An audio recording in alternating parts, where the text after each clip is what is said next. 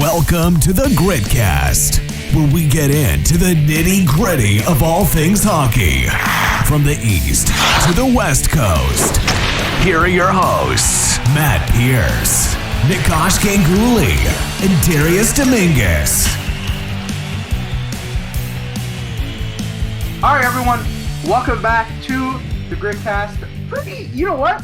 One of the more eventful weeks of the hockey season here. We're all back. We're all enjoying, the weather. Maybe not because it's colder. But Matt had a good week. We'll get into that later. And Darius, how are we feeling on this beautiful November day? You know, Nick, it's finally November. It's Christmas season. The Christmas season is here. And the Christmas season brings cold. And, a lot of people need gift ideas. And what's better than to get yourself a Snipe Show apparel toque like this one right here, Selly Hard, on sale now. All right. They are sponsoring the show, the Gritcast now. So giving them some love. Also got these Pucks hoodie. We got the Absolute Beauty, which is the #1 bestseller, which is on my head right here. And we also got Hockey Girl. And, it's kind of like a Barbie vibe, kind of cool. So, yeah, go check them out on Instagram. The link is in the bio. Let's get into the show. Matt, if I could throw it to you, how you doing, buddy? Big week for you. Good. Yeah, big week. Went out to Edmonton. I'll get into that later. But yeah, just trying to enjoy the last bit of the warm weather, if there's any left before the full winter season kicks in. Yeah, of course. Well, first things first, guys, to get the show started here. Just to, we don't want to always start the show off on, a sadder note, but I think this is a very important conversation. Matt, I think I'll let you. I think you can cover this a bit well. You're the one who wrote the document today. What's our leading story? Unfortunately, today. Tragedy coming out of England. It was Adam Johnson of the Nottingham Panthers, I believe. There was a freak accident that occurred, I believe, Saturday morning. It would have been like Saturday afternoon in England. It was a freak accident where a skate blade came up and got him. Was injured off that, and then he passed away afterwards. So yeah, tragic incident. You don't really want to see that ever. No, it causes some spark for concerns when it comes to equipment. Of course it does. And first of all, prayers, condolences to family, friends. Yes. People across the league, anybody that ever played with him, played against him, knew him, all that kind of stuff. Of course, the hockey world, it's not always the greatest place in the world, but stuff like this, sometimes you see the solidarity and the community of it. But just free accident. We're not, obviously, I'm going to say this out right now. We're not here to entertain any conversations or weird conspiracy theories that have been surrounding the internet about how the injury happened, the intent of the injury. We have no place for this on the show. But the important but tragic conversation that comes out of this is the equipment and more safety issues. Me personally didn't play ice hockey growing up. Tried to give it a whirl in terms of learning how to skate. Was very, very bad at it, extremely bad at it. I hated it. I thought I'd like it more because I liked hockey my whole life, but it just didn't happen. Matt, Darius, I don't know how much hockey you played. I know Darius played a decent amount, but Darius, I think I'll hand the conversation over to you in terms of equipment in general and whether you think these neck guards should finally become mandatory across all levels of hockey. Yeah, so I grew up playing, I guess, in the Hockey Canada program. I guess it's all under one umbrella. So for the U.S. listeners, I don't know what the rules are over there, but in Hockey Canada, if you're in the junior leagues, you have to wear a neck guard. Even to the OHL level, you have to wear a neck guard. And for years, they've always had I think Bauer makes them. They just kind of strap around. It's like Velcro or whatever. Yeah, the Kevlar ones. Yeah. Yeah. They just go around. It's not a part of you or whatever, but it just goes around. So I wore that for years growing up. You had to wear it to play. Even at the OHL level, like I said, I think the WHL said this week that they're going to introduce it. I think it's crazy that it wasn't mandatory already. I didn't know that was even a thing. It was optional, and then it's becoming mandatory starting this Friday to allow the players to obtain one. Right, which makes sense, right? And to it's a piece of equipment, so it's going to take time to get used to. I think that's kind of the pushback, right? So they gotta find one they might like and get used to it, whatever. That's going to be an adjustment period. But even growing up, I got wrist guards too. I used to wear wrist guards because you never know. And your wrists are even more exposed than your neck, I think, because your stick handling, that's where the puck is, right? So like with what happened to Evander Kane last year, right? It's the same idea. Like equipment's going to evolve, and I don't know if anyone's really like. I've seen some pushback, which is just crazy. Like equipment's going to evolve. It just is what it is. There are brands like Bauer who make Under Armour, which most of the players wear. I wore it growing up. Under your hockey equipment, like some guys go like shirtless. I think that's crazy, but yeah, I don't know how you do that. Sorry, but they have it built in where it's a Kevlar like turtleneck now, kind of like the Plekanec one, Thomas Plekanec. Why don't you just start wearing that? That's way. I think like that. In my opinion, it looks better and it's probably more comfortable than the strap-on one that everyone wears. So I think just go that route. But yeah, like. I think it's just going to evolve. And I think the conversation, even since I was a kid, has always been one day somebody's going to die and then that will change, right? So why don't we make the change before that happens? Because the only reason it's going to change is when somebody dies. And unfortunately, it happened this last weekend. Yeah, it never, it seems like change only happens when something drastic or tragic like occurs, which is what we see. We see that in everything. Not just sports, right? Yep. So that's certainly an important topic of conversation, and I think it goes to like show Darius, like hockey players we know are some of the weirdest athletes like ever. Yes. Super superstitious, like sticks, tape, skates, like ankle tape, socks, all that. Because there's so much equipment, there's a lot to be superstitious about. So it's like you add a neck guard, it's like, oh, this makes me slightly uncomfortable, which may give me like a 1% less competitive edge over the opponent. They hate shit like that. Sorry to interrupt you, but a lot of people are like, how like Matthews is like a stick guy, like how Spezza was, and a lot of people think that's weird when guys are particular about their equipment. Personally, I'm like that too, so I like get it. It's just like a thing that it just has to look right to feel good. Yeah. So I get the pushback from the neck guards and all that stuff. I understand it, but I think it like I said, like we're evolving here, and it's going to be a part of the regular equipment, like a helmet is. Like a helmet, you didn't used to have to wear a helmet. Things change, guys. Things change. Crazy. You used to just be able to go out there in the playoffs and raw dog it with your hair out. Like goalies used to not have to wear like masks, bro. That's the craziest shit ever. Man, do you? And then one time Johnny Bauer was like, "Hey, I have this idea," and they're like, "I guess if you want, like nobody else is wearing them." But I think it's just it's up to you. That's just how it goes. Up to you. Yeah. You have to like value safety over like. Comfortability, if that's a word, and like how you look. It's like who cares if you look goofy? You're being safe. Like you're protecting your neck, which is one of the vital parts. Like if you take a skate to that, it's not going to end out your well. Life will be different one way or another. Like in that situation, you may never play again, right? And like I don't know, Matt, you would know better, but I think Evander Kane doesn't he wear wrist guards now where he didn't before?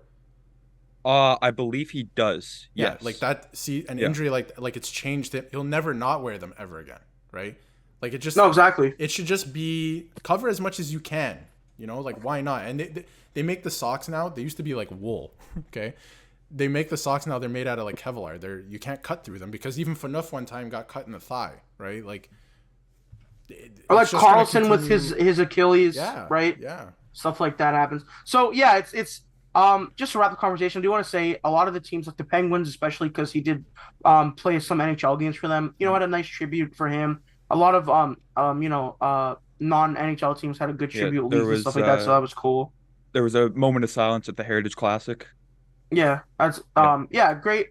It's nice they were able to come together for that, but it does obviously you never want someone to die playing a game that they love. You never everyone knows the risk of playing a sport with any sport. I'd argue hockey is maybe just a little more dangerous because it's on ice with sharp blades on the bottom of your feet. Anything can happen, but you never expect to have this happen to you doing something you love so much. So which is just I think it's the most unfortunate part for him. But it's good to see he was very respected and loved and welcomed by the hockey community. And despite not being in the NHL too long, he had an impact on his teammates and stuff. So yeah, rest in peace, Adam Johnson. Once again, condolences and prayers, and we hope that something like this can be avoided. And avoided again with the addition of neck guards or wrist guards or whatever guards you need. I understand the sticks, being superstitious about the sticks. Like, man, if your stick is off, it's probably not going to impact your livelihood in the game. Yeah, your safety. But wear a neck guard, man. I will say that. Wear a neck guard or a wrist guard, or just get used to it. Get used to it, man. I think that's almost what players are gonna have to do. But that being said, we're gonna have to take the hardest turn of all turns, just because that's how it goes with topics like this. Let's talk about Toronto Maple Leafs a little bit here. Honestly, as the Leafs have as I've grown up, I tend to not lived or died or hang on the result of every game. Like I remember like 2-3 years ago, like damn, if the Leafs lost, like shit's over, and if they win, like oh my god, like shit also might be over. Shit also might be over. But now it's like the season is really long. The Leafs have a lot of new players, a new GM. It's a lot of stuff going on. But I will make the point to say, but Matt did. Oh no, I'm looking at the. Didn't he run his point streak again? No. I thought he got. No, he got 9 games. Oh, did. Oh, 9 games. Yeah, okay. He got an assist. Okay, he got an assist. My apologies. They announced it, so that might be confusing because they announced it after the game because they reviewed the replay and he tipped the puck before Tavares shot it. That I didn't say. So a little bit of fake news on my end. My apologies, Nick. No, it's fine. I was looking at it. I was like, I feel like I remember a tweet saying he broke or tied the record. We'll spin that around. So the Nylander point streak continues. it keeps on going. But yeah, I will say, man, Darius, we had this Ryan Reeves conversation 2 weeks ago or last week of how it's fine if he plays bad because he's gonna hit or fight. He has not been doing those things, man. Dude, the Kings game. Sorry, continue, and then I'll get into it. But it's like all the Leafs additions have been like subpar at best. Like Klingberg's had his moments, but he got taken off the first power play unit. After last week, I said it was cool, so that's that. Bertuzzi, I definitely think that guy's hurt. I think he's plays a different style than he usually does right now. Max Domi's been okay. I think he's finally finding chemistry with Nyes, except they have freaking David Kampf in the middle between them. I don't know what's going on there. It seems like everything Tree Living has done, aside from extend Matthews, has not looked that good. Kampf got $2.5 million for, I think it was 4 years. Oh my goodness, that's terrible. Reeves was cool in the first few games because he was hitting and fighting, which is what he was bound to do. Has not done that in like a week or two at this point. Domi's starting to look okay. Bertuzzi's injured, and Klingberg, that is way too much money for a defense core that does not look that great, and it seems like we're still lacking forward depth because Marner's not playing good. Aside from, I think you should put Matthews and Nylander together. They look so good together whenever they play together. I think they should do that at this point. And ever since Matthews got the back-to-back hat tricks, he's looked good. He's playing amazing every game. Like he looks like one of the best players on the ice. It's maybe just not going in, but also Marner is not playing great. People are people are like, oh, Matthews had 2 back-to-back hat tricks and he has 1 goal since or whatever. If you watch the games, he's playing well. Look who he's playing with. Marner has. Oh, everyone's like he's point a game player so far this year. He makes $11 million. He needs to be more than a point a game player. He needs to be. Interesting fact. What? Interesting fact. On Twitter yesterday, Mitch Marner and Patrick Maroon have the same amount of points. I know, I saw that. Patrick Maroon's actually a wagon this year. He's crazy. Patrick Maroon has 7 points in like 8 or 9 games. It's actually insane. I don't know. Shout out Big Rig. Yeah. Shout out Big Rig. No, for sure. But Darius, continue. Yeah, no. Sorry. Look at his wingers. Mitch Marner, who started completely slow, looks like he has no confidence. And in that Kings game, like it was like watching paint dry, watching him play. And Yarncroke, what are we doing, Keith? What are we doing? He's not a top line player. I don't care what anyone says. He found some success with them last year. That's nice. And it was like in February. Cool. Like when you're playing the Flyers and stuff. Awesome. Okay? Like, you got to shift. If Bertuzzi's hurt, which it really looks like he is, and also he got benched in the third period against the Kings. If he's that hurt, he should drop down to the third line. Domi should come up to the second. And put Knives with Matthews and Marner. Actually, scratch that. Knives, who's going, I feel like he plays really well. His forechecking game is awesome. Matthews and Nylander. All 3 of them are going, make a super line, get them going, right? And then get the rest of the team to figure it out. Tavares is playing well, I think. H's still a little bit slow. He's getting older. It is what it is. But he's not a bad player. Still a very good player. Great. He's playing great. So put him with Marner. Try and get him and Marner had great chemistry when, Tavares first signed. Try to get them going, right? Put Domi up there so he can kind of, stir some shit up. And if Bertuzzi's hurt, why is he playing? And why is he playing on the top line? I have no idea. I have no idea. You know why? It's not rocket science. I'll tell you, Darius. I'll tell you why Bertuzzi's playing. I read an article about this. It's because we have no cap space. So So with Bertuzzi's no, injured, but right? it's not even about being in the lineup. Why is he playing so high in the lineup? Why is he still don't on know. the power play? Don't play him as much. Give other Yeah. guys the opportunity. No, for sure. What has Nyes done wrong this year besides playing with David Kemp? That guy can't make a play. He can't make a play. I don't know what the plan is when you have like a combination. Like, listen, like I said last week, the Ryan Reeves honeymoon phase ended way quicker than anyone thought it would. Slightly. I disagree lately, and I'll tell you why. Okay. Stuff, right? That's why he was brought in, right? And he was doing that the first couple games against the Kings. I didn't like any of it because it's situations like that where they bring these guys in where you got to start stirring shit up, and he didn't, right? And I think that pissed me off. That pissed me off. But I still like everyone on Twitter. All I see on Twitter the last week and a half. Oh, goals for expected. Goals per 60. Bro, it's Ryan Reeves. Are you kidding? No. Here's the problem, Darius. I'll tell you the problem. Like, aside from if I were to like take goals or whatever the advanced stats and put it into like easier to understand stats, he basically gets scored on like once every 9 shifts. I know. I saw that stat. Way too high. I saw that which stat. is way too high. It is. And I don't think he hasn't been on for a goal for. Look, I understand, Darius. I understand the notion. I also think it's important. I'm not a full nerd. I think it's important that, the guy stirs it up, brings the energy. Whether he's playing great or not, bring the energy, right? Even if you're not playing, bring the energy. You know what I mean? So, but it's like, it's at a point, man, where like, come on, man. Like, at least punch a guy in the head. But that's the point against the Kings. Up until this point, I've just been like, Reeves, his stats are going to look shit. Just, be okay with that, I think, right? But against the Kings, that's the first game where I was like, now we have a problem, because he should have been shit kicking Doughty from the start. Dubois went after somebody, I can't remember. He should have kicked the shit out of Dubois for that. Yeah, Nick, you said something about energy. Like, I watched that whole game on Halloween, like Leafs and Kings. I think that's the first Leafs game I watched in full. Your I didn't fellas, watch that game at all. They just look so lifeless, like compared to last week against the Caps, where the Leafs a little bit outplayed, but they took control of that game the entire way. Like, and I just saw a different Leafs team that night. No, you didn't. You saw the same one, and that's the issue. That's the issue. Yes. It's a bigger conversation to be had. Look, I know we're like 5-3-1, which is okay. Yeah, I know, it's not bad. It's pretty good. And historically, look, we look for the Leafs ever since Matthews played his first game. Marner and the Leafs, like Marner specifically, never have good Octobers. It just doesn't happen. They usually have historically they have killer Novembers. Think of last year, right? Yeah, when Marner went on that run and like Matt Murray like was a Vezina candidate for a month. Wasn't that fun? But yeah, so I'm not like, I think Matt, you probably understand this just as much as anyone.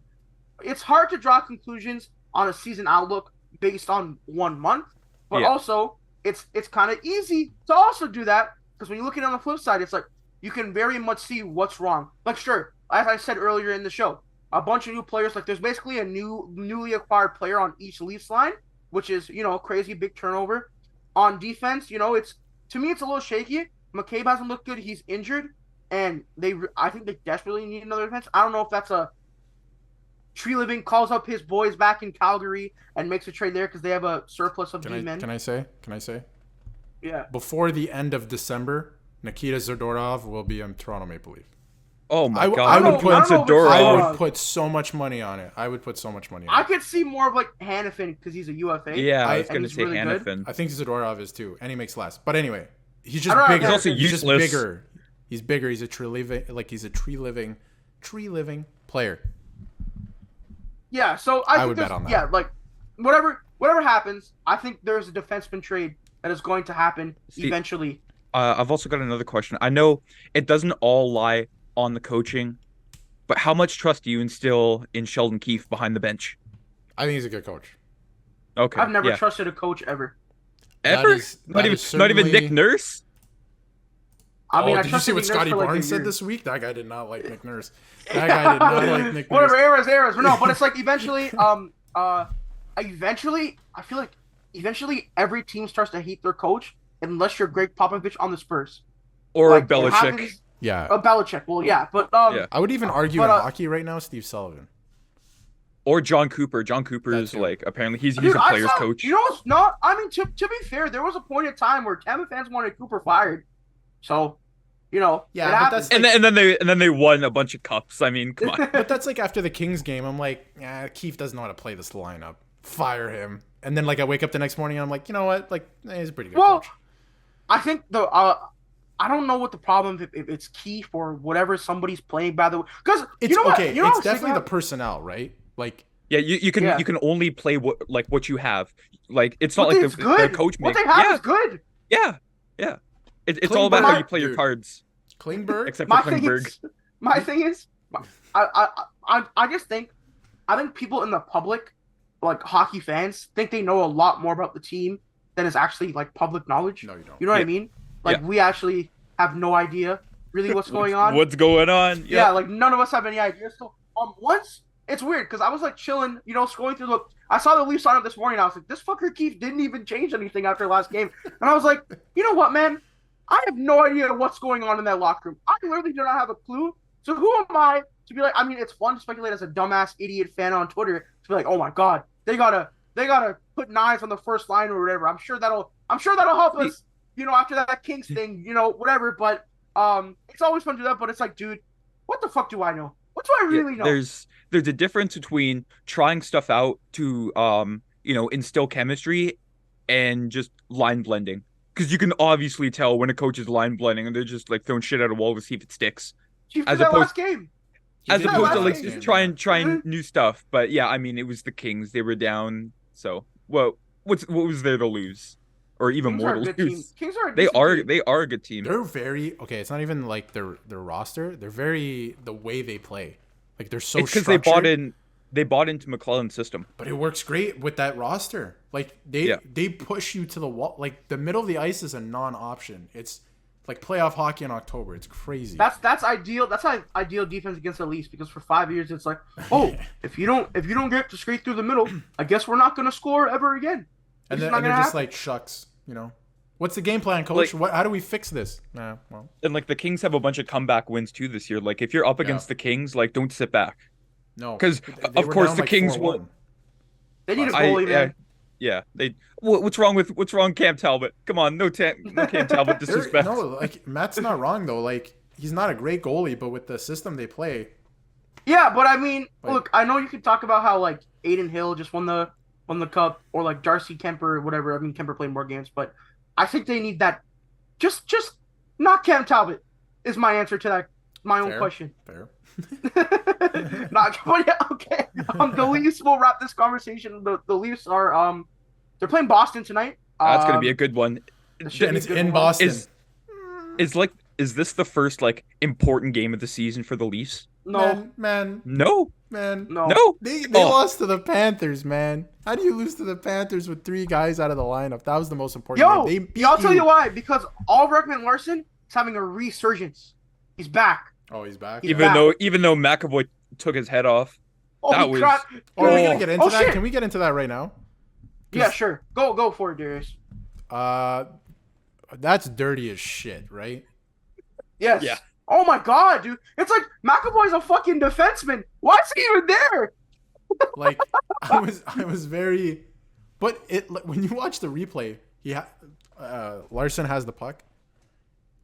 The puck is gone. 1, 2, 3, possibly 4 seconds. Bang, bro! Right Like, into his like head. he Matt cooked him. That's And what it he's- was. And he's a defenseman. It doesn't make like you said. Like, why was he there? I don't even know. When you know. watch the replay, where does he come from? Like what does he have against OEL to do that? Like I don't know, bro. He was just mad as shit, but you're getting the bag from Vancouver and then elbows him. Oh, we're right to the dome. Like, what is going Yeah. on? That was crazy. also quickly, I do want to say if you guys hear any background noise, which you might be doing right now, my house, we are renovating the entire place. Oh, the God. entire place under renovation. So So bourgeois. until like March basically, you guys might be hearing noises. 'Cause we're literally every inch of the house is being renovated. Somebody's gonna be like driving in their car, listening to us on like the highway, and they're like, "What is that buzzing?" Let me see if I can hold on. But anyway, can I change this real quick? Yeah, hi. Whatever. Whatever, it works. Oh, technical difficulties on the fly. On the pod. Okay, we're good. No, we're good. We're good. Putting the grit and Gritcast here. All right, fuck you. Okay, the Bruins somehow are still first in the Atlantic. I hate them so much. Oh my goodness. Whoever the fuck this guy is, like we talked about last week, Matthew Portres. Fuck you. Fuck you, man. Guelph Storm legend. That's what he is. And Jim, what's his name? Is it Montgomery? Yeah. Yeah. He said he's staying the whole year. So isn't Darius? Did you see last week? Isn't Guelph kind of fucked? Not completely, but he was probably their best player on a roster where they're like, we could possibly win the championship, and now he's gone. And they were definitely not expecting him to be gone. So I feel like they're like kind of like shit. How did they not expect him to be gone? They have nobody up the middle. No, but he's a second round pick. Like, Yeah, he but probably should have made the team. Boston's gonna take what they can get here, and they're good with him. He is a second round pick from the last draft this year. Like, he should not have made that team. I don't know. Like, obviously anyone can make the team, but Matt, you're sleeping on Pavel Zacha, bro. I think that's your problem. Oh, for first line center Pavel Zacha, my bad. Yeah, Pavel Zacha. Anyway, yeah, the McAvoy hit was crazy. Suspended 4 games. He won't be on the lineup tonight. Ilya Samsonov is in net for the Leafs. I could not tell you anything about Bruins lineup changes because I do not care. I think Lucic is on. Sorry, go ahead, Matt. Sorry, I know he's a non-fact, but Lucic is on long-term IR, so we won't get Reeves Lucic tonight. Lucic is already injured. What happened? He's just big and slow. That's the injury that Lucic has. Reeves has got to do something tonight because it's at TD Garden. The Leafs got to get back in the win column. It's gonna be a big one. And even like the Matt, even like the normal Leaf fans are starting to get a little agitated with Reeves just a little bit. So punch someone. All right, Matt. Can I just say real quick? Samsonov is gonna have a really good game tonight because he went back to his mask from last year. Is that like a reverse jinx? We're back. I think goalies are just weird. Second Goalies mask are just change. weird like that. Second mask change because he got rid of the Cujo mask. He wore another mask in his last game, got lit up, and now he's wearing another mask. Now he's wearing his old mask, so he's back. He's back. Yeah, indeed he is. Matt, what's up, bro? Yeah, it's pretty much relevant. Lucic long-term IR because he took a puck to the ankle, so that's the reason he's out tonight. Yeah. All right. Well, get better soon. So who Lucic? else? It's going to be what, Reeves and Frederick? I'd like to see that. That'd be good. I want to see Reeves and Marchand. All right, fair enough. I want to see Reeves and David Pasternak. I want to see Reeves. Oh my God! Imagine Boomer Leaf Twitter if Reeves went after Marchand. Oh my God! Like, best signing since '93. Like they want 75. He was 75, right? Like Wendell. He's like Wendell without scoring the 35, 40 goals or whatever. Yeah. Like they want his number in the rafters. They want him on Legends Row. They just like give him the key to the city if Reeves went after Marchand. You know what? People like the Uncle Leaf fan meme or whatever. I was watching. There's a guy that does like these video series on like certain playoff series from like the early 2000s or 90s or whatever, and he was doing one about the Islanders and the Leafs in 2002. I get why people are like that, because that playoff series, nuts. They just beat the shit out of each other. There was no hockey. They just beat the shit out of each other for 7 games, and the Leafs happened to win. That's what happened. So I get it. That's also the time when people forget that Chris Osgood was a New York Islander. That's what always throws me Gary off. Roberts kicked him, kneed him in the head in Game 7. And dude, it's crazy. It's so crazy. If you go watch it, go watch it. But anyway. All right, yeah. Enough Leafs talk. We'll see what happens tonight. Let's get into the biggest story over the past week and a bit. The Ottawa Senators. Oh my goodness, is everything happening over there? Okay, so last week we talked about the Shane Pinto situation. This week is, first of all, so they finally got penalized for the Dadonov thing, which is this trade out. This wasn't like 2 years ago at this point when this happened. So it's a one first round pick over the next 3 years. They get to pick 24 hours. They have 24 hours after the draft lottery, is whatever. So we'll see what happens there. And Lauer said a bunch of random stuff. It was wow. It basically said, I don't know. He said something. What did he say? I don't know what I inherited here or something like that. Yeah, he's got like buyer's remorse on an NHL team. That's the first time I've ever. Why I inherited this is beyond me. I think that's because he had no idea about either. Did he know about the Pinto situation? Nothing. Until later. Until later, and then the Dadonov situation with the draft. The Dadonov situation to him was minimized during the sale of the team. Like it was like they told him it wasn't that big of a deal. Big of a deal, yeah. He was told that like, don't worry about it, it'll blow over basically, and it very much has not. No, because now they're losing a first round pick, and Matt, you know what? I want you to take it away on this one, man. Let's give you some more airtime after last segment. All right. There's the Dodonov snafu. It cost him a first rounder because Ottawa was dumb and Pierre Dorion didn't tell Vegas that Dodonov had a 10-team trade list because Vegas tried to trade Dodonov to Anaheim.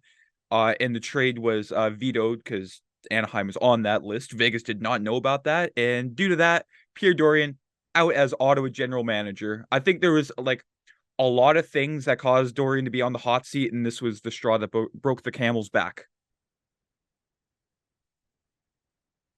And then, there was also another thing. Peter Chiarelli listed as a potential GM candidate, but this is like more elevated than normal because right now Steve Staios is the intern GM after being poached by the Oilers from Michael Andlauer because there's the connection. Andlauer owned the Hamilton Bulldogs, which are now in Brantford, and Staios was the GM in Hamilton. Staios went to Edmonton. Andlauer said, I want you to be, I think beforehand he was president of hockey operations, and now he's the interim general manager. Can I be honest? Yeah, what's up? The GM search in Ottawa is going to be very similar to the one in Pittsburgh. I found him. He's gonna be he's me. I think I'm the best for this job. I'm going to give myself the job. Yeah. It's me. I think that's what's going to happen too, but man, the Ottawa Senators are in shambles. It's a little sad for Sens fans, but as a Leafs fan, I think it's kind of funny. Apologies, but maybe do your due diligence and don't do stuff like this. Darius, I'm curious what your overall general thoughts are on the Senators organization over the past week with all these events happening and their honest play not being that great as well. Well, okay, like you just mentioned, I think it's funny how like every season for the last like 3 or 4 seasons, Sens fans are like, "Yep, we're here, we have arrived." And then the season starts and just bad shit happens the entire time until the end of the season. It's a little funny as a Leafs fan looking in. But I think like to withdraw that information from Andlauer like while he's trying to purchase the team, that's bad. I think that's bad on all parts. They're trying to get the best possible price for the Sens. That's why they didn't tell him any of that. Yeah, that sounds terrible now. That sounds like a really shitty thing they did. Not necessarily illegal, but that's really shitty for him to like take on this now and have to sit in the mud here. So I feel for him. I don't think he's in the wrong. I don't disagree with almost anything he said yesterday in his press conference. But yeah, I think the Sens, there was a lot of mistakes, and I think Dorion, however you pronounce it, made a lot of mistakes as well. He made like maybe a couple good trades while he's been there, but that's it. But yeah, I guess that was the final straw for him to go. They've made a lot of mistakes and a lot of dumb mistakes, and I think they're just kind of shooting themselves in the foot. Like nobody's really doing this to them. It's all this shit they're doing it to themselves. Like, it's a little funny to see, but I feel bad for Andlauer that he's kind of come in here and he's like, I'm the owner now. We're gonna clean this shit up, and then all this shit is still hitting the fan from before, and they're having to deal with it in real time, and they're gonna have to deal with it because they're forfeiting a first round pick. And right now it looks like, because like Nick, like you mentioned, their play is not that great this year.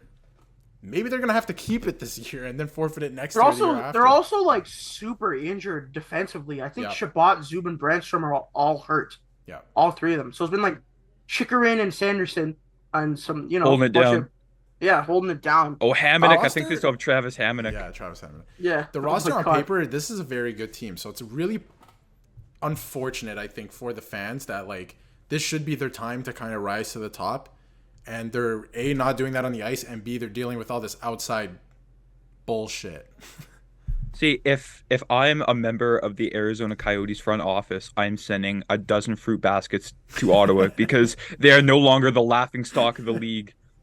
Like you can forget about the dinky arena. A, one of their players didn't bet, and B, well, their owner's somewhat happy with the team. No, it's honestly so crazy. What's going on in Ottawa? It was awesome seeing a breakdown on Twitter. To be honest with you, just because one of my buddies on Twitter is a big Sens fan, so just seeing it happen in real time. Or like I follow a couple of Sens fans on the timeline too. Seeing everyone react to it, dude. Twitter days like that make me love staying on the app. It's not always great, but just oh my god, shit like that always kills me. Like like seeing like Friedman like tweet Andlauer's quotes and then seeing people react to them, and that just keeps trickling down and that keeps trickling down. It was a great day on Twitter for someone who is not a Sens fan. I will tell you guys that much for sure. But yeah, I don't know. I'll let you guys answer this too. Do you guys think a first rounder is warranted punishment for what happened? It's like a second. I think Dodonna was traded for a second? Was he not? Well, the problem was too Anaheim and Vegas were the two teams that were pissed because well, Vegas, they might have been able to get some cap space and go for a run in the playoffs or whatever, bring some people back, make a different trade. And Anaheim was supposed to get another second-round pick out of it from Vegas, in addition, as a sweetener. So both teams didn't get any of that. And then, I think Dadonov ended up going to Montreal for a bit, then to Dallas. But, yeah, Matt, I don't hate a second, but so you think a first would be, so it's a little bit too harsh for Ottawa? It's a little overkill. I mean, there's also the due diligence. Like, Vegas should have found that out, or they should have asked Ottawa, is there a no team trade list? Mm-hmm. But I mean, yeah, there's sort of it works out to like there's a little bit of blame to be shared on both sides. But for a first, and then the Chicago punishment was severely less. I just want to point that out. That's what I'm saying.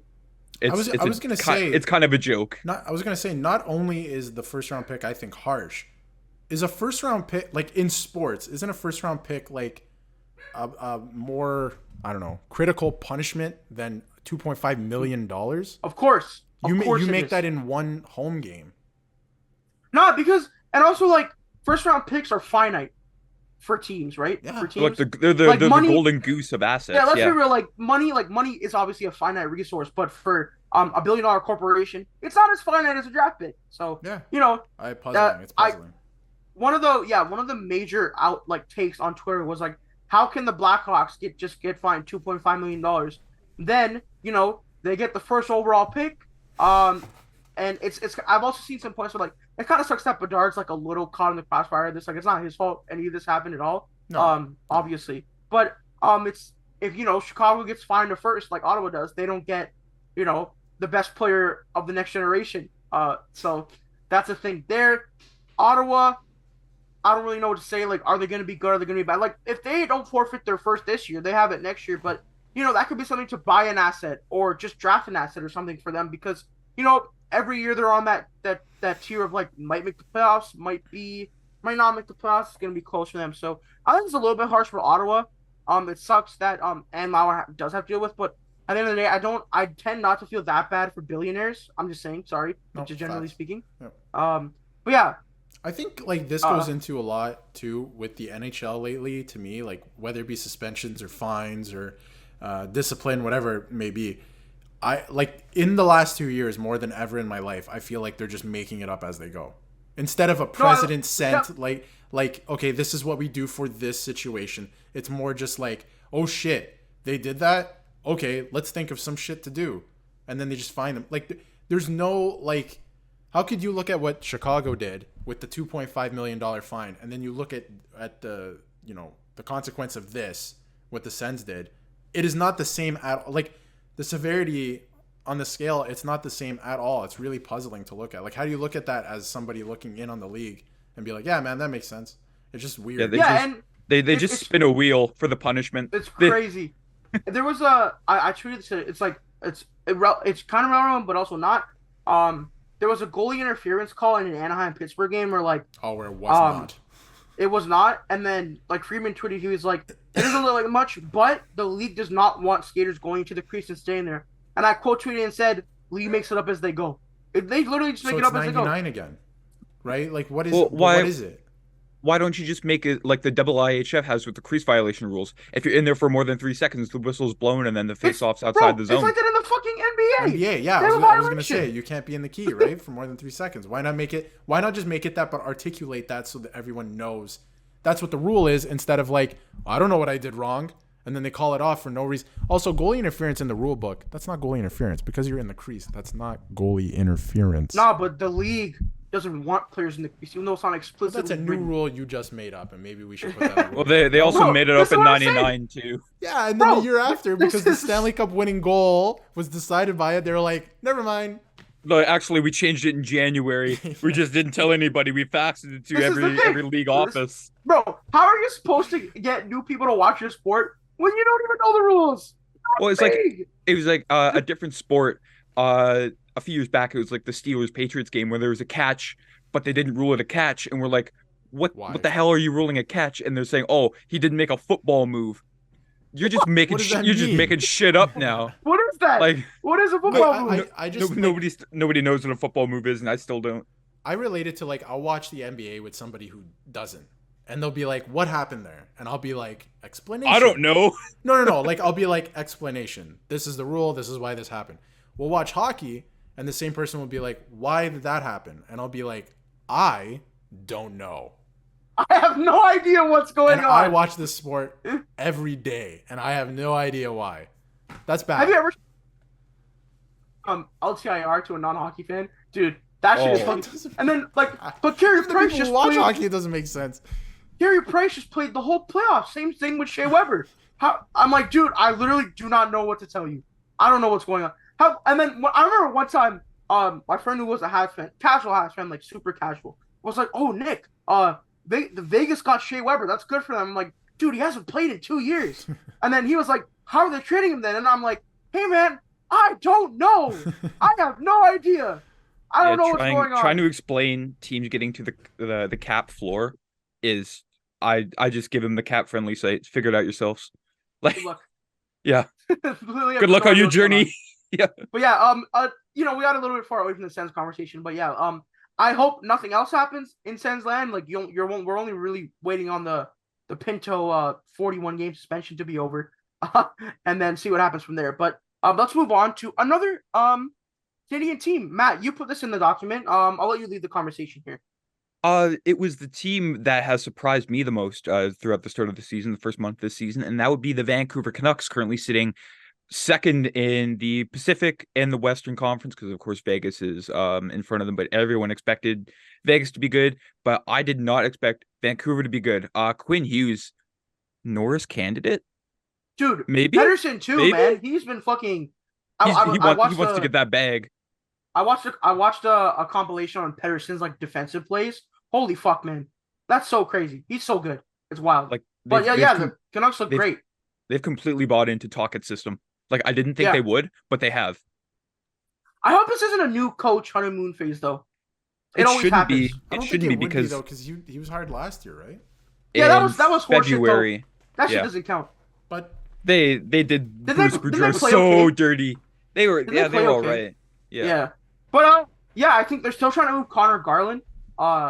In a quote unquote, Freeman said in 32 Thoughts, a hockey move, which is interesting. I hate that phrase. Hockey move. You know, every move was a hockey move, but whatever. I also think Connor Garland's really good. I think teams should want that guy. But once again, it's the same thing that happened. That came out about Phil Kessel. No one has any money. Like, guys just aren't getting traded, so they're not playing. Guys can't get signed who are, by my money, probably still somewhat of an NHL player at the end of the day. And it just sucks. But the Vancouver Canucks as a whole, Kuzmenko's still playing really good. Pedersen looks great. I haven't heard anything bad about JT Miller, so he must be doing all right as well. Brock Besser's having a nice bounce back season. He had a super tough year last year, so good for him. And like you said, Matt, Quinn Hughes looks great.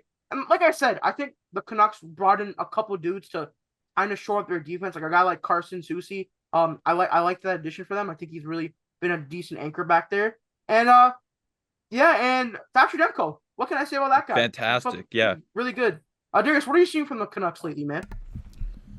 Well, they're playing well, obviously.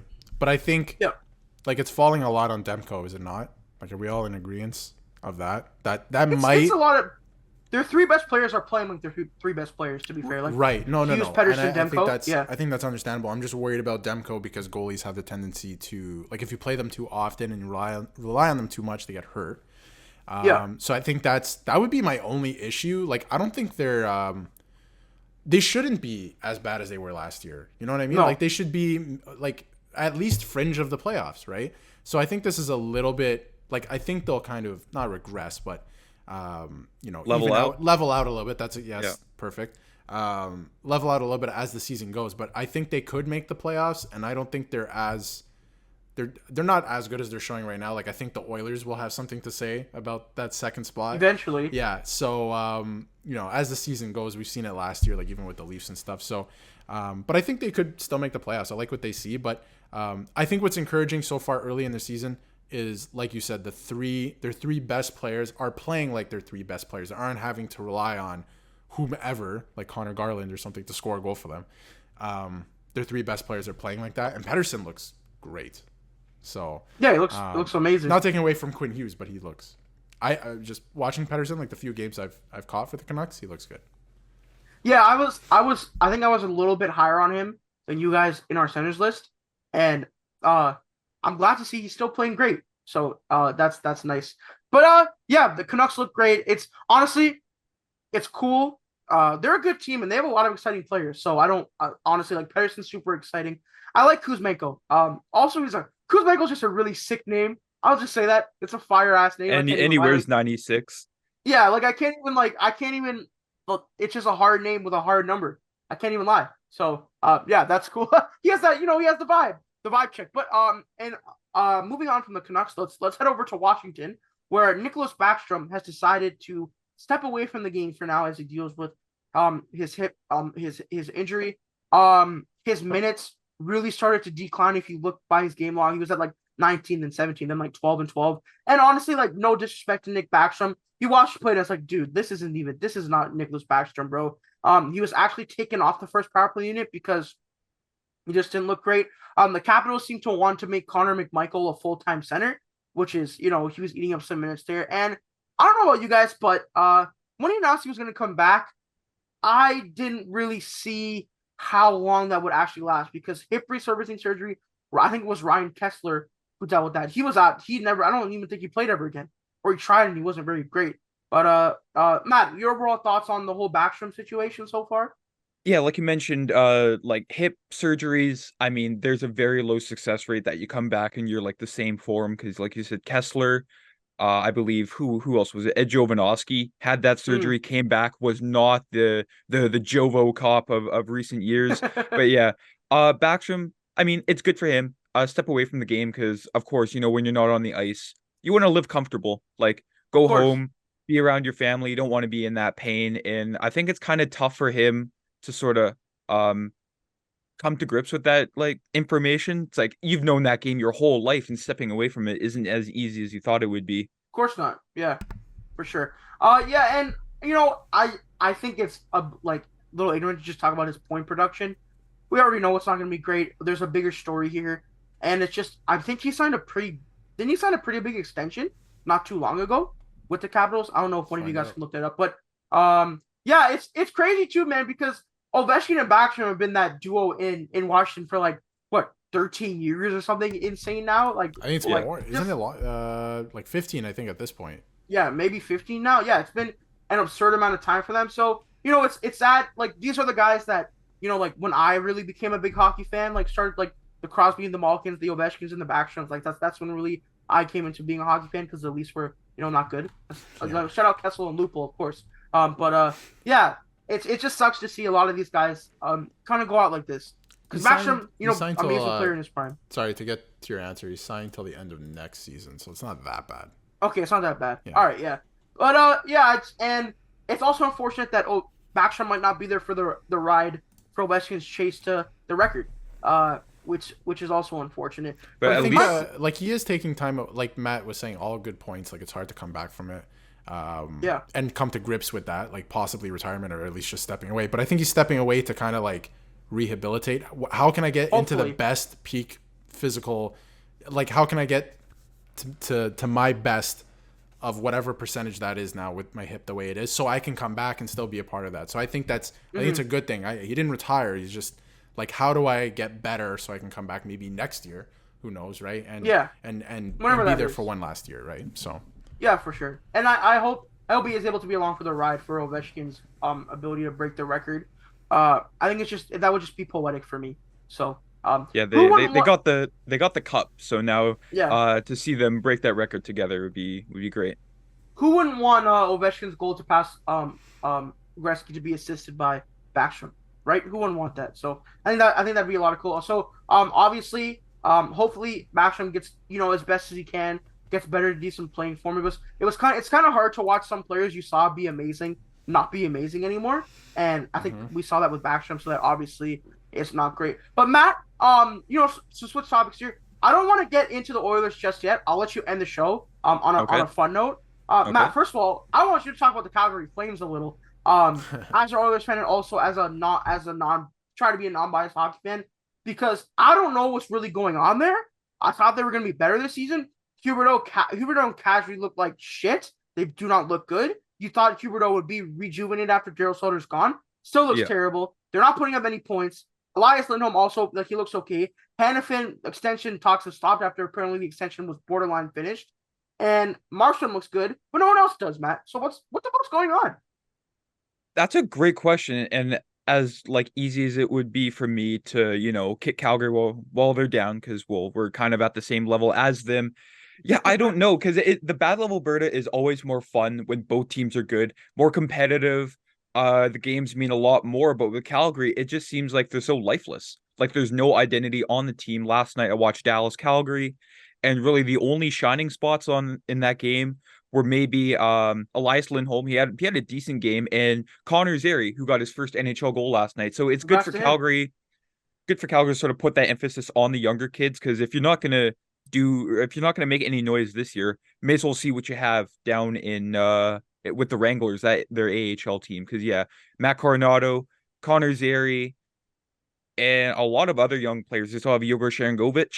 So it'll be interesting to see how much we see the younger players play more, because I know last year Daryl Sutter didn't even want to acknowledge the younger players. He was like, "Yeah, they're warm bodies on the ice." So come on, Daryl, have a little soul, buddy. Yeah, and I think let me just while we talk about this, it's weird to me because I think people were just expecting Huberdeau to bounce back or Kadri to have everyone to have a better season, and I think it's a little bit hindsight 2020. Talk about how horrible the Huberdeau contract is. When he signed it, I'm pretty sure he came off the highest scoring season for a left winger. He bored almost. Did he lead the league? No, he was second to McDavid probably, but he had 120 something points. You look at those numbers and you're like, this is one of the top 1% passers in the league. I would give that guy double digits. I think I would if I'm looking just at the numbers here. But now you look at his numbers over the past 2 years, even this year, the guy's 5 points in 10 games. Matt, I think you said last game they pulled their goalie and Huberdeau was still on the bench. Yeah, six players. 6 players, and Huberdeau was not one of the 6. Yeah, and like I said, in 21-22, he has 115 points in 80 games.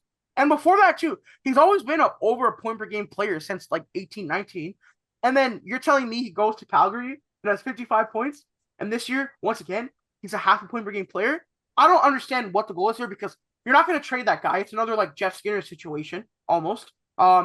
And I saw an article that the Flames, they have to do everything they can to get that guy to do something, man. Even Huberdeau has 2 goals. They had a line of Kadri, Coronado, and I believe Huberdeau. It just didn't look good. Kadri has 4 points in 10 games, 1 goal. The Oilers, man, they looked bad, but it was the bottom 6 fucking skating around doing fuck all. Everyone had 0 points, right? But with Calgary, the good players are playing bad, which is not as easy to rectify, in my opinion. Darius, how are you feeling about Calgary? You look like you have something to say. They stink. That's all I have to say. Summed it up pretty well, buddy. Dude, they're in so much trouble. I thought it was going to be a way better situation than it was last year. I thought it was all on the coach, because usually it is. And in a situation that we saw with Daryl Sutter, it usually is. They stink, and they are in a lot of trouble because, first of all, the Kadri contract is going to go for a long time still. Jonathan Huberdeau is going to go for a long time still. And it's clear now after the last they've played 10 games you said this year? Yep. So he forgot how to play hockey, because we have a sample size now this year of 10 games, and it's looking like last year again. So what happened? What has happened? What's going on. Is it that he's not playing in Florida? It's not sunny anymore. It's not nice weather all the time. What is it? Man, going from Florida to Calgary must be tough, not great. I'd be a little upset too. But honestly, it's weird. And they're trying different line combos, like you said. That Coronado, Kadri, Huberdeau line looked like ass. Like considering who's on that line, right? Like I don't know what to do. What do you do with that? I don't get paid to know, but what do you do with that? Yeah, their mistake was hiring an apprentice of Sutter, Ryan Huska. He was the assistant last year. Like they got rid of who is the Wranglers coach? Spencer Carberry. I'm fairly certain he went. Isn't it? No, Mitch Carberry Love. was Mitch Love. Carberry was the Leafs. The He was Leafs, on the Leafs. assistant, Right. Yeah. Mitch Love. Like they had a guy right there. The Wranglers, they made it pretty deep in the AHL playoffs last year, which I mean, it's not that big of an accomplishment. It's the AHL, but still, Mitch Love. You had a guy who knew the younger prospects. Yes. Yeah, the younger prospects. He knew how to put them together. Knew like the line combos, the chemistry. They had him right there, ripe, ready for the picking to put behind Calgary's bench. But no, they go with Ryan Huska, who is Sutter's right-hand man. You know, I've always thought too. Coach, what's up? Sorry to cut you off, Matt, but I always thought like hiring your minor league coach, like you said, makes sense. Like with the Leafs with Keefe, it makes sense because the younger guys are going to come up into the team. He knows what to do with them, and he'll know what to do with the NHL guys, right? Hiring an assistant like, weren't you part of the problem, bro? Like last year, weren't you an issue? Weren't you part of the problem? So why are you now the coach? We talked about it a little bit in our podcast, like when was it? Like around the draft, whenever they hired him, and we were like, okay, like as long as Sutter's gone, like it might be better. But when you really think about it, and so far, like thinking about how they've played so far this year, you were part of the issue last year. You were on the bench, so why like? Why would he think the same thing would work? What's gonna be different, really, right? And like he coached the defense too, and defense wasn't the problem for Calgary last year. It was scoring. Yeah, they can't score. Yeah, and they can't get a timely save. But all they did last year was just Markstrom's been good this year, at least, like kind of. He's been all right. He's been serviceable. I mean, you could put anybody in net and they'd have the same stats as Jacob Markstrom. Like the Flames, you fucking hate that guy. What, Markstrom? Yes. Oh my god, it's so funny, dude. Like anytime you hear Markstrom, you're like, that guy fucking sucks. He does, but I mean, Calgary, like I said, the Battle of Alberta is more fun when both teams are good, and right now, no, they're a directionless team. I know last year we said Vancouver was a directionless team. That comes nowhere close to where Calgary is this year. Like either they're not playing their young guys more, and then they don't know how to figure out what to do with Kadri and Huberdeau. It's sad, extremely sad. I don't know what's happening there. The Oilers played better 5-on-5 than Calgary did 5-on-3 twice on Sunday. Like their power play is broken, which is wild considering their personnel. Yeah. How do you have a bad power play with Jonathan Huberdeau? I don't know. And Kadri. Speaking of Battle of Alberta, story time. Yes, sir. Yes, sir. We're on that time. Take it away, Matt. All right. Friday afternoon, I left the Winnipeg airport, went to Edmonton. They have those? And then, surprisingly, we do. Just built it. My uncle picked me up in Edmonton, or it's not even in Edmonton. It's like south of Edmonton. Went down to Red Deer, went to the Red Deer Rebels Portland Winterhawks game. Portland, heading into that game, was ranked first in the CHL out of, what is it? Is it still 60 teams? Yeah. Like, you go into the arena, there's not even the main concourse. It's like the vestibule, the atrium, and then you walk upstairs, and then like the rink is right in there, because in between the upper and the lower bowl is the concourse. Like you walk around the concourse, and then there's stairs leading up to the upper bowl, because I was in the upper bowl. I like my seats, high up at center ice. Nick, you can probably put the photos as I'm talking about the story. Well, it'll be Darius, not me, but yeah. Oh, Darius. It'll be it was a cool rink. The only other junior rinks I've been to, well, there's Edmonton, but that's an NHL rink that doesn't really count. Where else have I been? Brandon's rink, the Westman Place or whatever it's called now, and I've also been to Saskatoon's rink. And I really like the feel of Red Deer. It didn't feel like it was too big, but it also wasn't, like a classic vintage barn. And so, Red Deer wins 2-1. Any questions about Red Deer, fellas, before I move on? They have an awful goal horn, don't they?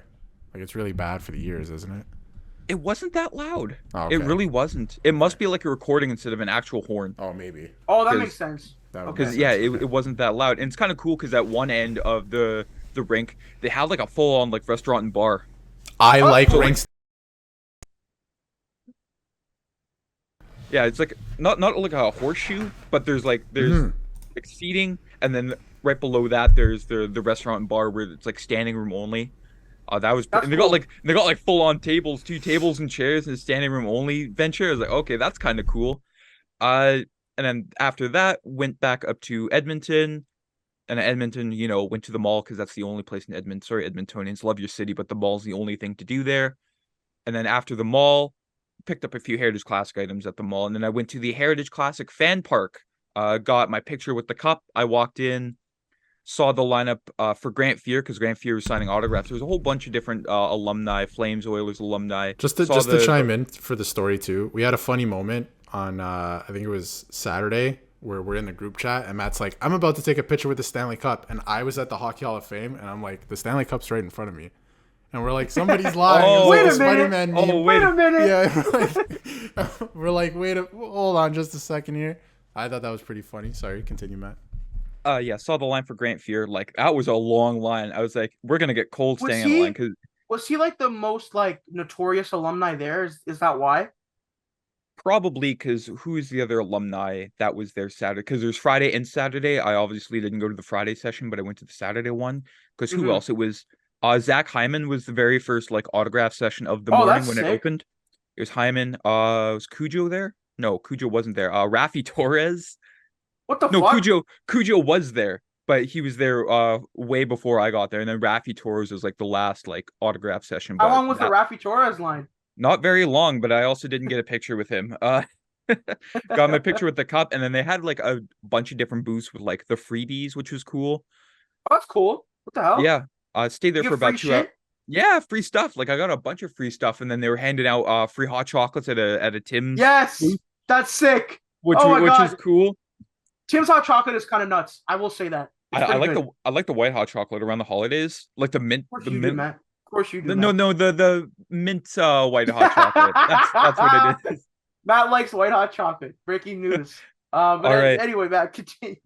After that, oh, by the way, my God, the Oilers like team store, like the official team store, they didn't have that last time I went 2020, but this thing was like Nirvana, ridiculous, wall to wall and Oilers stuff, and it's just, I think I spent a collective time of about like 2 hours in there because I went 3 different times. But Did anyway, you buy so any like Okay, Matt, what was your most expensive purchase aside from like tickets and flights during that weekend? oh, that's a good question. Well, I didn't buy because for my birthday. You didn't get a jersey, right? You didn't get a jersey. No, I did, but it was my birthday gift because my birthday was last month, and then my aunt and uncle, because I went to their house, I stayed with them. They live in Edmonton, big time Oilers fans. They got me an Evander Kane jersey, which is okay. That's cool. yeah, I guess. okay, yeah, but aside most expensive purchase. Like, do you have an Oilers? Are you gonna get one of those Heritage Classic jerseys they wore? I do. I pre-ordered one last month, but they still had to order like the customization kit because it was felt. Okay. And Okay. I got Ekholm on that one. I got a Matthias Ekholm, which is kind of cool because everyone else got like McDavid, Nuge, Draisaitl. But most expensive, I got a big ass Heritage Classic blanket. That was Yeah. It was cool. How much was that? You guys are gonna clown me for that. I think it was like 75. No, Matt, I've spent more money on worse things. Dude, I Don't worry. thought it was gonna be way more than that. Not gonna lie, that's not that bad. Oh no, I got a Heritage Classic hoodie. That was 130. That was the most expensive. That's fine. That's fine. I was 20 like, for 130. Honestly, dude, that's how much hoodies are nowadays. they are, yeah. It's not even that Branded bad. hoodies, yeah. Yeah, I'm not gonna lie. Like anything with like the Oilers Heritage Classic logo, like I was a whore for. I bought that. I was like, put that in my bag because at first I was like, do I like it? And it wasn't like the bias factor, like, oh, I'm an Oilers fan. I'll buy it. I'll buy anything with an Oilers logo on it. But like I warmed up to it after like seeing the full uniform. By the way, sidetrack. What did you guys think of the full Heritage Classic Oilers uniform? I liked it. That's as far as my opinion goes, man. Like even with like the brown like vintage pants. Dude, I love that. My one thing about jerseys, I love when teams do that. Like the brown, make it look more like when the Leafs would do their same paths with like the brown gear. Yeah, that was fucking sick to me. That was sick to me. So I liked it. It was cool. I liked Stuart Skinner's Grant Fuhr tribute. That was cool too. That's very cool. Did he let in like 7 goals, then make like every save in the third? No, only let in 2. One was a tip, and the other one where Zach Hyman let AJ Greer skate right by him, and Greer scored. But anyways, I'll get to that. Saturday after the I think it was the fan park, the fan festival, went to directly to Rogers Place for the Edmonton Oil Kings, again facing off the Portland Winterhawks because Portland is on their Western Canadian road swing because Mhm. they did um, Red Deer, Edmonton, Calgary. I believe they're in Medicine Hat last night, and then they're in Saskatchewan this week. But anyways, saw Portland again. Portland lost again to Edmonton, who I believe did not win at home at all until Saturday night. It was a good game, 5-4. Took lots of photos around Rogers Place because Nice. that was my third time being there. First time was in 2020 because I did Oil Kings and Oilers, and then Okay. after that went back in preparation for the Heritage Classic because I wanted to make sure I'm gonna get a long sleep tonight. I didn't sleep at all, by the way. It was due to Well, like you're excited? pure adrenaline. That's what it Let's was. go. That's cool though. That's cool though. Uh, Sunday morning, woke up, got all my stuff together, got ready for the game because I had to layer up because on Friday, before my flight, I got a bunch of stuff like warm weather stuff from Mark's Work Warehouse because I got like gloves, I got like the thermal long underwear, I got what else did I get? Got gloves. Okay, Matt's talking about his underwear on the show. Comes in Always so good. No, clutch for it does. situations like It that, does. though. It is Yo, so PSA, clutch. if you're going to an outdoor game, no matter what the temperature is, get a pair of that for under your pants. Life pro tip.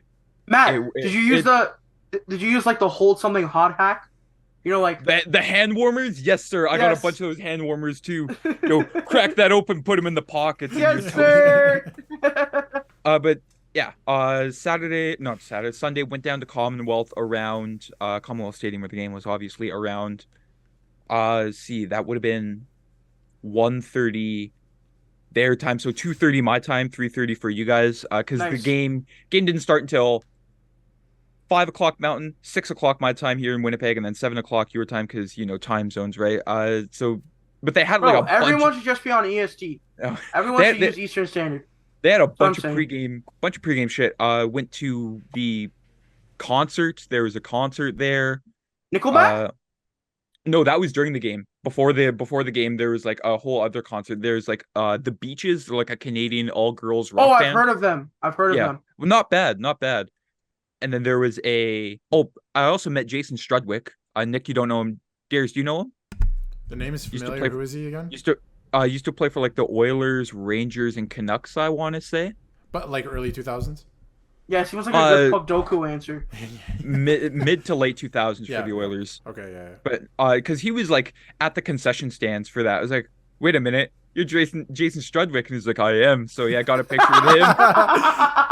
'Cause I got my drink and then I drank. I was like, is that Jason Strudwick? It was. So I went back to the booth when it wasn't busy. Shook his hand, got his photo. Went back to enjoy the entertainment. There was a alumni Q&A. There was Glenn Anderson, Dwayne Rollison, and Doug Waite. I wore my Doug Waite jersey because he was inducted into the Oilers Hall of Fame on Thursday night. And from Did he there, notice it? Did he notice no, your he jersey? didn't. He did. I turned Wow. around and everything. I was like, Dougie, my guy. Unbelievable, but that's fine. There's a bunch of people there. It was like ants. From there, went into Commonwealth Stadium, grabbed a program, met a few people from Twitter, from Oilers Nice. Twitter, which was cool.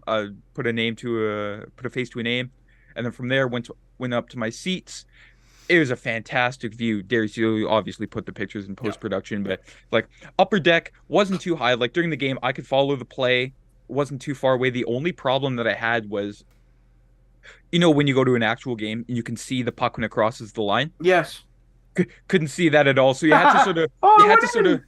you had to sort of wait for. I'm rushing through the storytelling. My bad. I don't do this very often, but there's a delay from like when the puck went in to when the players put their hands in the air, and that's when the crowd sort of, That's went cool though. nuts. It's a very But weird thing to watch on TV because the puck will go in, you'll hear all the players, yeah, and then the And crowd, then the crowd. yeah, it's cool. That's dope. That's dope, Matt. That's cool as hell. Yeah. And they won. So how was the actual game? How was like the actual game? Bias aside, it was all right. First period, even if you're a neutral fan, like the reffing was a little suspicious because the Flames had 2 5-on-3s, but even after 20, it was 3-1 Oilers, I believe, and then there was only one goal scored during the second. Adrian Greer in the dying seconds of a power play. Oh, shocking. And then in the third, yeah, it was pretty good. The game got better, like visually, as the sun went down and as the light started to That's illuminate cool. the ice surface. So it made it a lot easier. Like, of course, I wear glasses, right? So, and I didn't bring binoculars. I was like, damn, I should have brought binoculars because there wasn't anything in the rules saying you couldn't bring that in. Because I know the NHL, they're very particular about like what you cannot bring in. Yeah. Like I brought my blanket and they were fine with that, but like any bag that wasn't clear, like I understand, Commonwealth, I don't think they have any metal detectors. No, they did heading into the Fan Fest, but the actual stadium itself doesn't have metal detectors, so the NHL had to put that all up for safety purposes. But other than that, like Commonwealth, great stadium, the concourse was big. You didn't really feel packed like heading out. It was fine. I didn't feel tightly congested because I know Winnipeg, the concourse can get very packed after a game, and that sort of makes you go into a fight or flight situation. Like find the nearest door, man, because this might get crazy. Dude, it's crazy. I have a very important question about Commonwealth because I've heard some things on Twitter. Okay. What was the bathroom situation like? Trough. Oh, okay. Yeah. So you got people in and out. That's good, I think, right? Yeah. See, I didn't go to the bathroom during the game. I went before because my uncle, second intermission, like as soon as the buzzer hit, he's like, "Okay, I'll be back." And then he didn't. You know what time he got back? Yes, with 17 minutes left in the third. No, the first TV timeout of the second. So there's like 12 minutes. Oh, sorry. So it was the first intermission. Damn. Yeah, sorry. Did I say second intermission? Yeah, I meant first intermission. I maybe I understood it wrong, but anyway. I think you guys were both wrong. Yeah, it's possible. So even though Matt was there. You got back 8 minutes into the second. All I got souvenir-wise at the game was a program because I wanted one of those like Oilers trapper hats, but they were sold out, which kind of sucked because I saw one the day before at the Oil Kings game. I was like, oh wait, they're gonna have them at the stadium, but they were sold out. Nope. But how was cool. like the game presentation too? Like, because you're in a stadium, so they got to keep people like warm. They got to like, is it the same as like in the arena, or like what do they do in between plays and stuff? So the in-game hosts, they weren't going out throughout the crowd. They were mostly on like the field. Okay. Yeah. Because they had like rotating alumni. Oh no, they did have some, but like in the very lower bowl section for like, oh, this lucky fan won so and so, which is the only like good part about getting a lower bowl seat. Because like if you're not high up at those games, it sucks because Commonwealth. Boy. The worst part about Commonwealth is like there's the field and then there's a track that runs around it, so that puts the rink farther away. Yeah. No, that's what a lot of the outdoor games are like. Like this, all the seats are far from the thing. But Matt, yes. I do want to ask you though. The show is going kind of long. I don't want to cut you off. But Matt, what was it like when you heard about that McDavid was going to practice and they said he was going to play? Because you went in expecting not to see McDavid play, right? So what was that like for you? It was exciting because there's rumblings like on Sportsnet when my uncle and I watched that this morning. He was adamant, like Connor's going to play. He's not going to miss this. I was like, well, you don't want to rush it, right? But there's also 3 days off after the Classic too. So yeah, exactly. And then Connor, like, we saw him go out for warm-ups. He didn't look out of place at all. He looked fine. He looked fine. Excited. Yeah. And then it literally looked like he was like, dude, even if I am hurt, I'm fucking playing this game. I don't care. Yeah. It seemed important. It seemed important. Yeah. So it's the Battle of Alberta, right? Of course, Matt. Now, my last question is before we get out of here. Yes. How does this singular win impact the Oilers' entire season? Oh boy, where do I start? There are multiple like headlines from Edmonton media. It's like this is like the perfect game to reset the season. You're on national TV. You're outdoors, so of course, like most people are going to be watching, right? Because the league. I'll get into this a bit later. The league is terrible at advertising these games, and it's Calgary. It's the Battle of Alberta. Like as soon as you get into Edmonton, you're taught you don't like these guys. These guys don't like you, so you get together and you beat them. So yeah, it's also a good game for Stuart Skinner. Skinner had a great bounce back game. Only 2 goals allowed. Both of them were with a man advantage for Calgary. But everyone looked good. The only real question marks I had was Connor Brown. but I mean, Hey man, it's still less than 10 that games. signing bonus is coming up soon, Matt. Yeah, I think It's coming up I soon. think tonight's gonna be game number 9. So 2 more games.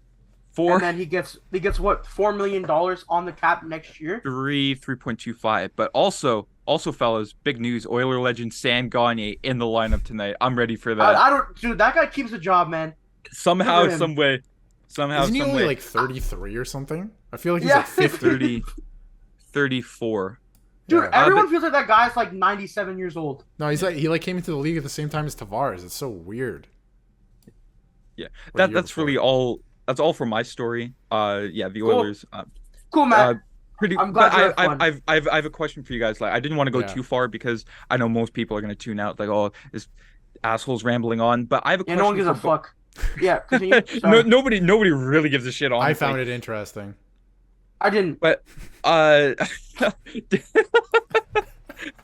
see, Nick, I love that. I love the honesty from you, buddy. But anyway, Darius, you and I sort of talked about this yesterday with a friend of ours, and he said outdoor games, like in the beginning, the first one was more of like a TV spectacle. But as the years go on, it seems like outdoor games are more for sort of bringing in revenue and the eyes on the local community than the actual game of hockey and the league itself. Would you agree? I would agree, and I think it's a good thing. I also agree with that statement. I think, outdoor games, like, you watch the product on TV, the camera angles are worse, the lighting's worse, the acoustics aren't as good, so it's fine, it's whatever. But I believe when you have an all-star game, you should tailor it as being a community city event, an expensive community event, obviously. But you bring the fans together from each side, because a lot of outdoor games, they're not as fan bot. Matt, I don't know. Was the fan, like, was it like all Oilers fans there, or was there like Calgary fans, like a decent? I want to say it was like 75-25 Oilers to Flames, because Yeah, Calgary's not that far from Edmonton. Mhm. It's only I don't know, almost 2 hours, not quite 2 hours, but it's not that far of a drive. Yeah, so I think what you're doing is trying to have a nice community city event. It's cool, it's awesome, and at the end of the day, it's another game out of 82. Like, no matter how much effort or spectacle you put into it, it's still worth 2 points at the end of the day. And I don't think it matters with the TV part of it, because it's kind of like how we argued about the draft. Well, we didn't really argue like the argument of the draft. It's like, it's cool to be there. When it's not decentralized. But One thing, yeah, Matt, one thing yeah, to do with funny outdoor event. games, Matt and I were talking about, because for context, I went to the Centennial Classic here at BMO Field in Toronto. And you might not realize it watching on TV. They mic up the rink like they normally would for TV, but you can hear it in the arena. So you can hear the guys like sticks clashing and the puck being passed in the stadium as if you're like right there. I think WWE does that too, so it feels like you can hear everything. I think that's a cool little touch, because it kind of, I don't know, like otherwise you're just like, yes, there's hockey down there. You see, when it came to advertising throughout Edmonton, like, you knew like there was an outdoor game that weekend, because there's like signs Was there like everywhere. billboards everywhere, like when you were driving around and stuff? Yeah, there's Like billboards. billboards and stuff? That's cool. I took a few photos of like the flags, because on the highway leading from Calgary to Red Deer to Edmonton, there were flags, so that was pretty cool. At the mall, everyone, like, I wore my Oilers jersey to the West Edmonton Mall, and then as I was walking around more, I started to see more and more people. So that was cool. Dude, they should totally immerse you in what's going on. Like, this is completely different, like, so completely different. But when I was going to Disney, like in Florida, it's like on the way They let there, you it's know. like, they let you know, you're going to fucking Disney, like that's where you're going, you fucking bozo. So they're just letting you know that. But Matt, I don't want to sell you short here, but I think we should wrap the show. We should. We've been going, up for a decent amount here. I do want to say some shit that I found really funny was Auston Matthews is an official athlete for KSI and Logan Paul's Prime Energy. And that photo of KSI in goalie gear is so fucking funny, bro. That shit is hilarious. So the underrated part of that photo nobody caught on to is, if you have a chance and you're listening to this, go back and look at Logan Paul's socks. That's all I'll say. They're just lopsided. I don't even know how he got them on that way, but just go take a look. It's hilarious. It's so funny. And then they gave him like a prime like iced out chain. Yeah. I don't know. It's funny, and it's cool. I don't know, man. It's cool that Auston Matthews, like, that's the guy, right? As a Leafs fan, I think it's pretty cool. So yeah, that was interesting. I know people have their opinions on both Logan Paul and KSI and Prime, but But like as a players, hockey fan, it's important. players showing character. Yeah, like you said, it's important. No, that's for the cool, sport. and it's good for the game. It's not only good for Prime, obviously. It's good for the game. yeah. Yeah. So that's cool. That's awesome. But yeah, guys, that being said, let's wrap this shit up. So thank you guys so much for listening or watching so far. Subscribe on TikTok. Subscribe on YouTube. Follow on TikTok, Twitter, Instagram, all that fun stuff. Check out Darius's apparel on Instagram, where he's running most of it, of course, as you see on his head right now. And if you're listening to this, check out his Instagram as well. I don't really know what else to say without. Let me, Matt. Hope you had fun at the game. Obviously, sounded like you did. It was a good time. And that being said, guys, if you're listening to this in the day, have a great day. If you're listening to this at night, have a great night. And if you're listening to this while you're driving, always drive safe, because today I have a story where I almost got into an accident, and it would have been my fault. It most definitely would have been my fault. I'm man enough to admit that. Wow, I was pulling that's a out. first. Fuck you, okay, dickhead. I was pulling out. Okay, so near my where I moved houses. I live in a new area. Well, not necessarily a new area. It's kind of just down the street from my old house. But besides that, I'm coming it's a crescent, and it leads into like another like curved street, right? So I looked left, I looked right, and I was like, oh shit, I'm good. I went to pull out. There's a car because it's curved, right? So you can't see that far back. I look to my left, I pull out, dude. It was close, man. You guys you almost get to an accident. You have to like turn the radio off and like you're driving like this. Yeah, White knuckle. Yeah, that was me the entire rest of the ride, bro. I was like, oh my god, dude, shit, I could have fucking died, but I lived, and I felt very bad because when you make a mistake, you made a mistake. So that's always the worst. But I'm still here today. I got to my dentist appointment on time, and I got home all good. So yeah, that's my story for today. Well, and with that being said, guys, I'm not gonna do the outro again. Thank you guys all for tuning in for the Gritcast. For my co-host Matt, for Darius. We all bought NHL 24 after hating on it, so we're back. We're gonna start playing that.